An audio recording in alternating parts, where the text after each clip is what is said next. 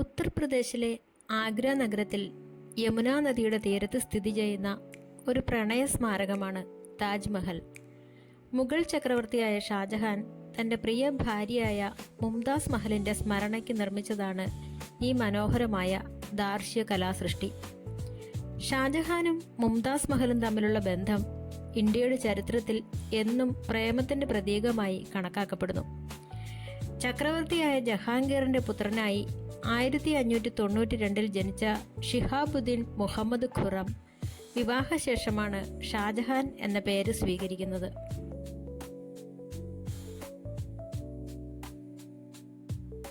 ലോകത്തിൻ്റെ രാജാവ് എന്നാണ് ഷാജഹാൻ എന്ന പേരിൻ്റെ അർത്ഥം. ബാബറിനും അക്ബറിനും ശേഷം മുഗൾ സാമ്രാജ്യത്തെ ശക്തമായി നിയന്ത്രിച്ച ചക്രവർത്തിയായിരുന്നു ഷാജഹാൻ. യുവാവായിരിക്കെ തന്നെ അദ്ദേഹം പടയോട്ടങ്ങളിലും ഭരണത്തിൽ തന്നെയും കഴിവ് തെളിയിക്കുകയും ചെയ്തു. അദ്ദേഹത്തിൻ്റെ വാണിജ്യവും കലാസ്വാദനവും വലിയൊരു സാംസ്കാരിക പൈതൃകമായി മാറി. പേർഷ്യൻ കുടുംബത്തിൽ നിന്നുള്ള ഒരു മഹാറാണിയായിരുന്നു അർജുമന്ദ് ബാനു ബീഗം എന്ന മുംതാസ് മഹൽ. 1612 ഷാജഹാനും മുംതാസും വിവാഹിതരാവുകയും അതിനുശേഷം അവർ ഏറെ ആഴമുള്ള ബന്ധം പങ്കുവെക്കുകയും ചെയ്തു. കൊട്ടാരത്തിലെ പ്രിയപ്പെട്ടവൾ എന്നാണ് മുംതാസ് മഹൽ എന്നതിൻ്റെ അർത്ഥം. മുംതാസിന് ഷാജഹാന്റെ ജീവിതത്തിലും ഭരണത്തിലും വലിയ സ്വാധീനമുണ്ടായിരുന്നു. അദ്ദേഹം താൻ ഏറ്റെടുക്കുന്ന പല തീരുമാനങ്ങളിലും മുംതാസിന്റെ അഭിപ്രായം തേടാറുണ്ടായിരുന്നു. ഷാജഹാൻ ചക്രവർത്തിയുടെ 3 ഭാര്യമാരിൽ ഒരാളായിരുന്നു മുംതാസ് മഹൽ. ചക്രവർത്തിയുടെ ഭാര്യമാരിൽ അദ്ദേഹത്തിന് ഏറ്റവും പ്രിയപ്പെട്ട മുംതാസ് മഹൽ തൻ്റെ 13ാമത്തെ പ്രസവത്തോടു കൂടിയാണ് 1631 മരണപ്പെടുന്നത്. തുടർന്ന് 1632 ചക്രവർത്തി തൻ്റെ പ്രിയ പത്നിയോടുള്ള അടങ്ങാത്ത പ്രണയത്തിൻ്റെ സ്മാരകമായി താജ്മഹലിൻ്റെ നിർമ്മാണം ആരംഭിച്ചു.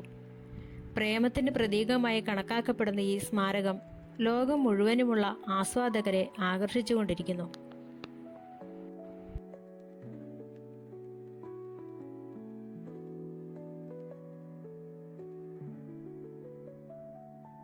നാൽപ്പത്തിരണ്ട് ഏക്കറിലാണ് ഇത് സ്ഥിതി ചെയ്യുന്നത്. താജ്മഹലിൻ്റെ നിർമ്മാണം ഏകദേശം 22 വർഷം കൊണ്ടാണ് പൂർത്തിയാകുന്നത്. 1653 ഇതിൻ്റെ പ്രധാന ഘടകങ്ങൾ പൂർത്തിയായി. ലോകത്തിൻ്റെ വിവിധ ഭാഗങ്ങളിൽ നിന്നുള്ള കലാകാരന്മാരും കൂലിപ്പണിക്കാരും ചേർന്നാണ് ഇതിൻ്റെ നിർമ്മാണം നടന്നത്. താജ്മഹലിൻ്റെ ആകൃതി മുഗൾ വാസ്തുവിദ്യയുടെ ഉത്തമ ഉദാഹരണമായി കണക്കാക്കപ്പെടുന്നു. പൂർണ്ണമായും വെണ്ണക്കല്ലിൽ നിർമ്മിച്ച ഈ സ്മാരകം മുഗൾ വാസ്തുവിദ്യയുടെ ഏറ്റവും മികച്ച ഉദാഹരണമാണ്.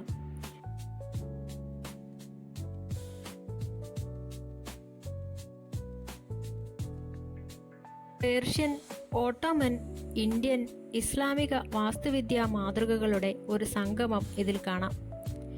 താജ്മഹലിൻ്റെ ഏറ്റവും ആകർഷകമായ ഭാഗം ഉള്ളിയുടെ ആകൃതിയിലുള്ള അതിൻ്റെ വലിയ താഴികക്കുടമാണ്.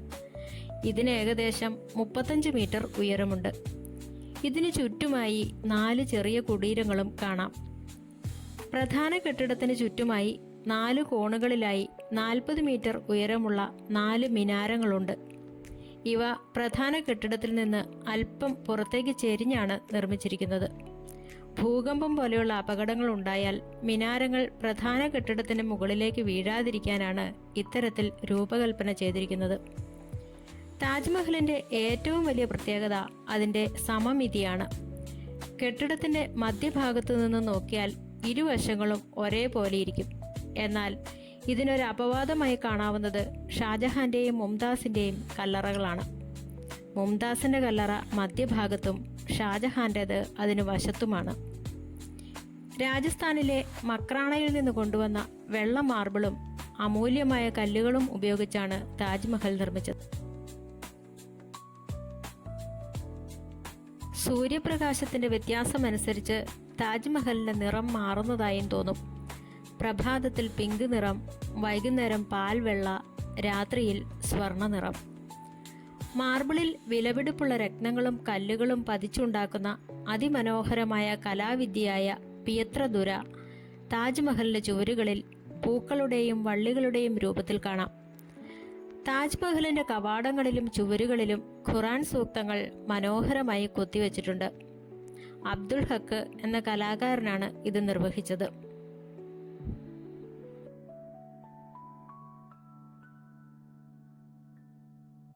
കെട്ടിടത്തിന് മുന്നിലായുള്ള വലിയ പൂന്തോട്ടത്തെ 4ആയി തിരിച്ചിരിക്കുന്നു. പേർഷ്യൻ ശൈലിയിലുള്ള ഈ തോട്ടം സ്വർഗത്തിലെ തോട്ടത്തെ പ്രതിനിധീകരിക്കുന്നു എന്നാണ് കരുതപ്പെടുന്നത്. നടുവിലായുള്ള ജലധാരയിൽ താജ്മഹലിൻ്റെ പ്രതിബിംബം കാണാൻ സാധിക്കും. മുംതാസ് മഹലിൻ്റെ മരണാനന്തര കാലം ഷാജഹാന്റെ ജീവിതം വേദനയുടെ ഒരു അടയാളമായി തുടർന്നു. പിന്നീട് അദ്ദേഹത്തെ തൻ്റെ പുത്രനായ ഔറംഗസീബ് അധികാരത്തിൽ നിന്ന് മാറ്റുകയും ആഗ്ര കോട്ടയിൽ തടവിലാക്കുകയും ചെയ്തു. തടവറയുടെ ഒരു ജനലിലൂടെ 10 വർഷത്തോളം ഷാജഹാൻ താൻ പണി കഴിപ്പിച്ച താജ്മഹൽ നോക്കിക്കണ്ടു. പിന്നീട് 1666 ഷാജഹാൻ മരണപ്പെട്ടപ്പോൾ അദ്ദേഹത്തെ താജ്മഹലിനുള്ളിൽ തന്നെ മുംതാസ് മഹലിൻ്റെ അരികിലായി അടക്കം ചെയ്തു.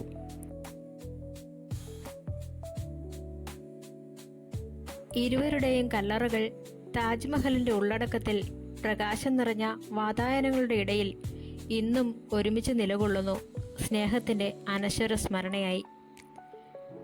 കവി രവീന്ദ്രനാഥ ടാഗോർ താജ്മഹലിനെ കാലത്തിൻ്റെ കവിളിൽ വീണ കണ്ണുനീർത്തുള്ളി എന്ന് വിശേഷിപ്പിച്ചു.